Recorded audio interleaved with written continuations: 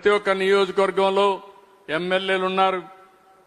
పెద్ద పెద్ద హాస్పిటల్స్ లేని నియోజకవర్గాల్లో అన్ని నియోజకవర్గాల్లో కనీసం 100 పడకల ఆసుపత్రులు కూడా ప్రోత్సహిస్తాం. ఇది పీపీపీ మోడల్లో తీసుకొస్తామని కూడా మీకు హామీ ఇస్తున్నా. మీరు కూడా చొరవ తీసుకోవాల్సిన అవసరం బాధ్యత మీ మీద ఉంది. వెల్ఫేర్ ప్రోగ్రాం చెప్పాను. ఎన్టీఆర్ భరోసా ఇచ్చాం, దీపం ఇచ్చాం, మత్స్యకారుల భరోసా ఇచ్చాం. ఇంకో పక్క చెత్త మీద పన్ను రద్దు చేశాం, తల్లికి వందనం ఇచ్చాం, అన్నదాత సుఖీభవ సెంటర్తో సమానంగా ఇస్తాం, free bus to women August 15 ఇస్తాం.